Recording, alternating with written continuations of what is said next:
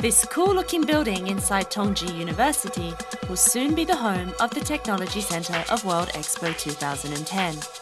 In the years to come, innovative technology related to the event will be on display.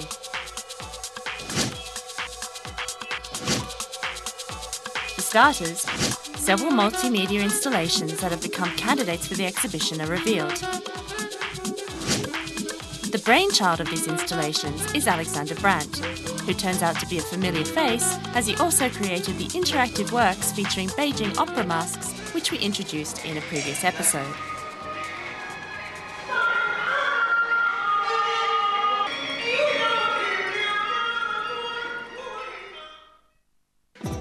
Alexander will first show us one of these interactive works, which requires no more than moving your feet.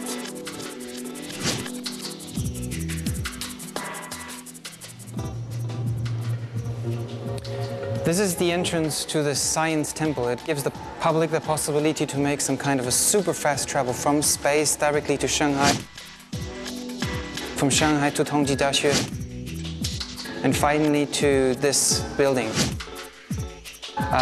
The technology we use is we have, especially for this installation, built some kind of odd-shaped screen with a very particular projection surface behind. The image is actually created by a projector from behind.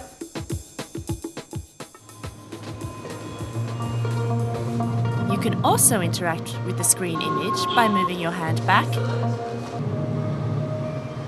and forth. What the public does not know is that this entire space is actually brightly lit with infrared light. A camera which is sensitive to infrared light will track the user's movement on this track. That is why with my hand I can sort of control this image.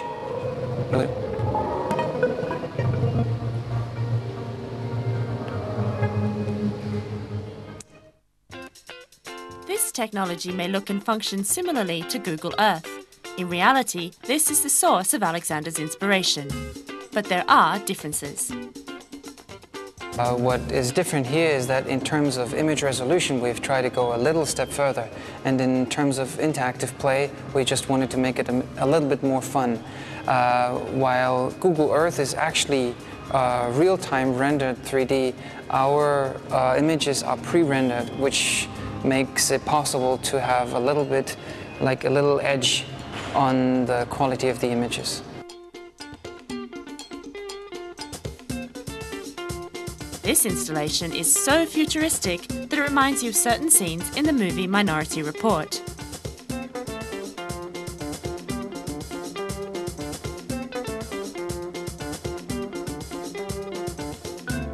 But it's leaping off the big screen and becoming a touchable, tangible reality. This installation is called rotoscope. The user who steps into this double circle is actually in control of these 7 large projections. What they show is 98 projects for the Expo 2010. The sound we hear here is not pre-recorded, but is generated live according to the user's movement.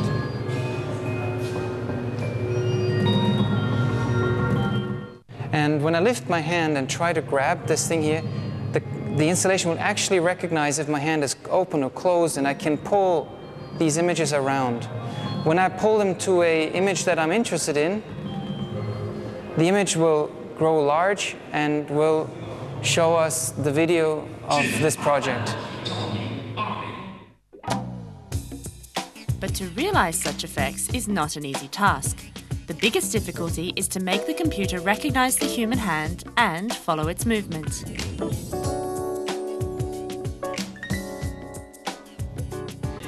最终现场的解决办法就是通过颜色来判断这个手的所在的位置，然后最终就是得到手的轮廓，然后通过极坐标变换的形式，然后可以得到轮廓，将轮廓转换成一个一维的一种曲线。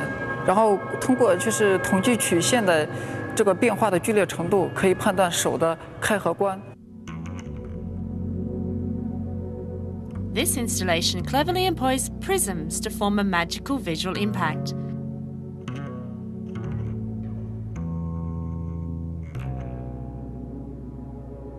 The most interesting part is this touchscreen, which might also be used as a bulletin board. You can view other people's information or write on blank ones.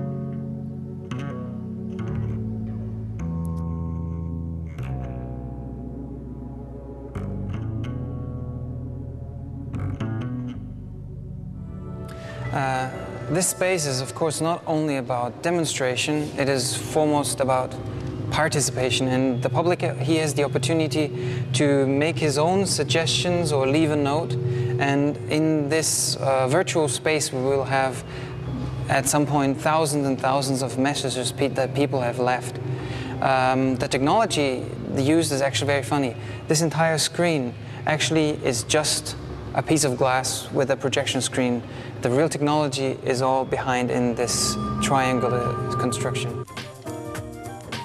All of these multimedia technologies are knocking at the doorstep of the World Expo 2010. So be prepared. Special effects and science fiction are one step closer to your reality.